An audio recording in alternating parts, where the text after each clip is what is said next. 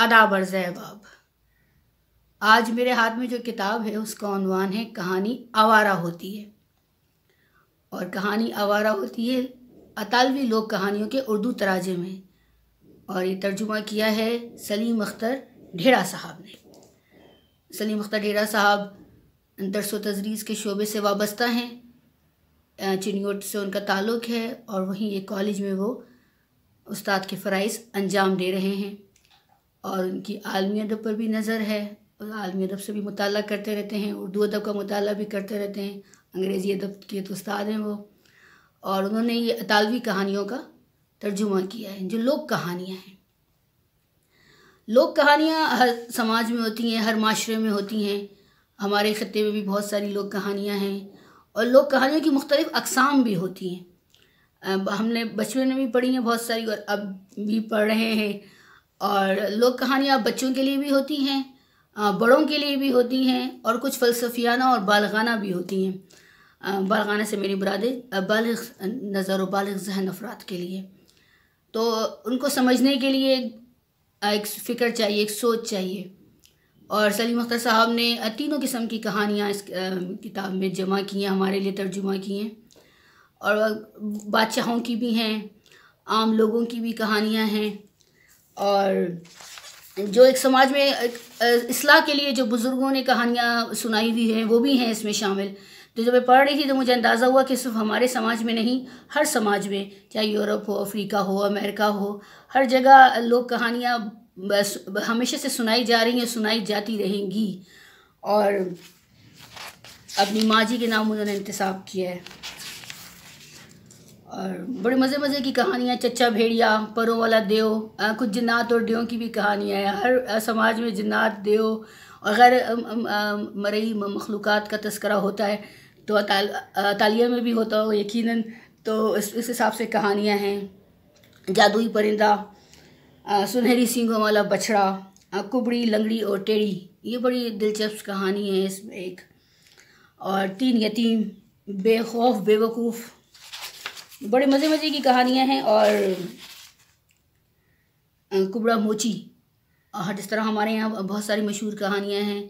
और हमने अरब की भी पढ़ी है मशहूर कहानियाँ, अमीर हमज़ा, उमर यार वग़ैरह। और हमारे यहाँ कलेला और दमना। और पिछले दिनों मैंने एक और व्लॉग बनाया था हमारे ख़त्ते की कहानियाँ, उसमें मैंने बहुत सारी कहानियों का जिक्र किया था। तो ये कहानियाँ भी उसी तरह दिलचस्प हैं जिस तरह हमारी ख़त्ते की कहानियाँ दिलचस्प हैं, और आप इनको मंगवा। सलीम अख्तर साहब कहानी के बारे में एक मुनफरिद राय रखते हैं।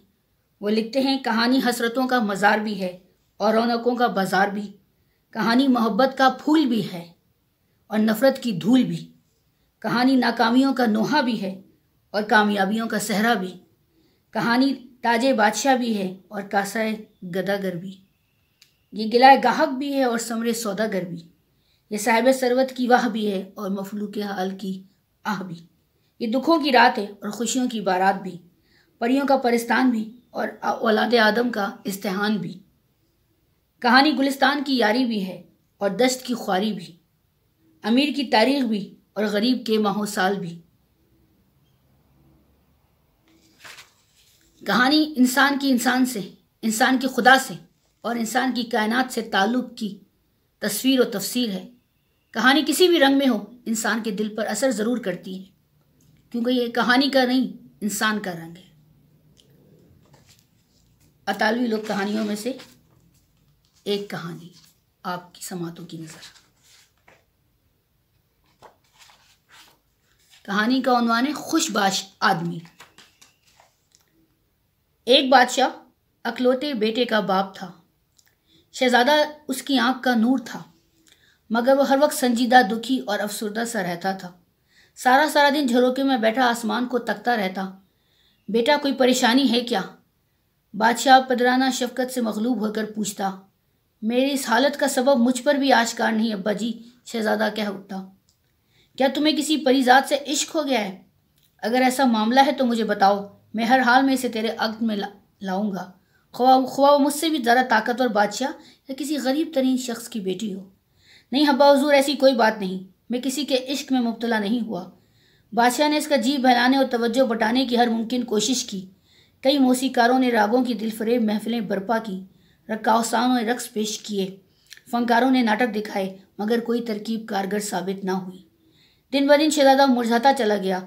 बादशाह ने दुनिया के अजीम तरीन मुफक्किरों, फ़लसफ़ियों, तबीबों और मुल्लमों को बुला भेजा और शहजादे की हालत पर इनकी राय और नसीहत तलब की। बाहमी मशवरे के बाद वो बादशाह से बोले, जहाँ बना, आपको एक ऐसा खुशबाज शख्स ढूंढना होगा कि दुख जिसके पास से भी ना गुजरा हो, और आपको इस शख्स की शर्ट को अपने बेटे की कमीज से बदलना होगा। उसी दिन बादशाह ने अपने एहलकारों और सफ़ीरों को पूरी दुनिया में खुशबाश आदमी की तलाश में भेज दिया। बादशाह को बताया गया कि हम सारा रियासत का बादशाह खुशबाश और मुतमईन आदमी है। वह खूबसूरत बीवी का शौहर और फरमाबरदार बच्चों का बाप है। उसके पास और उसकी रियासत में दुनिया की हर नेमत और रहमत मौजूद है। उसने हमेशा अपने दुश्मनों को शिकस्त से दो चार किया है और उसके मुल्क में अब हर जगह शांति है। बादशाह ने बड़ी उम्मीद के साथ अपने सफ़ीर को उस बादशाह के यहाँ कमीज़ लेने की गर्ज से भेजा। बादशाह ने सफ़ीरों का इंतहाई पुरतपाक अंदाज में इस्तकबाल किया। हाँ, वो बोला, ये बात सच है कि मेरी ज़िंदगी में किसी चीज़ की कमी नहीं, मगर मौत और दुनिया छोड़ जाने का ख्याल मुझे दुखी कर देता है। इसी ख्याल से मैं सारी सारी रात सो नहीं पाता हूँ। ये गिरिया सुनने के बाद सफ़ीरों ने कमीज़ मांगने का ख्याल तर्क कर दिया। अपने मुस्तरब दिमाग को कुछ सुकून देने की गर्ज से बादशाह एक दिन शिकार खेलने चला गया। बादशाह ने खरगोश पर तीर चलाया। तीर खरगोश को हल्का सा जख्मी करते हुए आगे जा गिरा और खरगोश वहाँ से भाग गया। थोड़ी दूर आगे एक सुरीली आवाज़ बादशाह के कानों से टकराई। कोई शख्स वहाँ खुशी के गीत फिज़ा में बिखेर रहा था। जैसा पुरमसरत गीत हालत शादमानी में गा रहा है, वो यकीनन एक खुशबाश शख्स होगा। बादशाह ने सोचा। आवाज़ का पीछा करते करते बादशाह एक ऐसी मुकाम पर पहुंचा जहाँ हर जानिब अंगूरों की बेलें अंगूरों से लदी नज़र आ रही थीं। वहाँ एक शख्स अंगूर तोड़ता, उन्हें टोकरी में रखता और गाता जाता, सुबह बखैर बादशाह सलामत। लड़के ने बादशाह को अपनी तरफ बढ़ते देखकर मुखातिब किया। जीते रहो, खुदा तुम पर हज़ारों रहमतें नाजिल फरमाए। बादशाह बोला, मैं तुमसे दोस्ती का ख्वाहिशमंद हूँ। क्या तुम मेरे साथ शाही महल चलना पसंद करोगे? लड़का अदब से बोला, आपकी पेशकश का बेहद शुक्रिया बादशाह सलामत, मगर मुझे आज तक शाही महल जाने का ख्याल तक नहीं आया। क्यों, तुम्हें वहाँ बहुत सारी नेमतें मिलेंगी, लेकिन मैं यहाँ बहुत खुश हूँ। शुक्रिया खुदाया, बादशाह ने खुद से कहा कि आखिरकार मुझे ऐसा शख्स मिला है जो हर लिहाज से मुकम्मल तौर पर खुशबाश और मुतमईन है। फिर वह नौजवान की तरफ मुड़ा और कहने लगा, सुनो, क्या तुम मुझ पर एक इनायत करोगे? हुजूर, अगर मेरे इख्तियार में हुआ तो मैं ज़रूर खुशी खुशी करूँगा।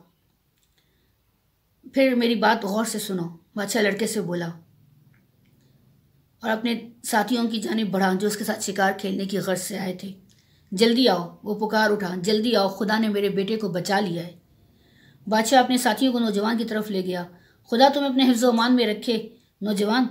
बादशाह बोला, मैं तुम पर हर वो चीज़ निछावर कर दूंगा जिसकी तुम उमंग करोगे, मगर पहले मैं तुम्हारी एक चीज़ का तलबगार हूँ। जहाँ बना, आप क्या चीज़ मांगना चाहते हैं? यहाँ आओ मेरे पास, मेरा बेटा मर रहा है जिसे सिर्फ तुम ही बचा सकते हो।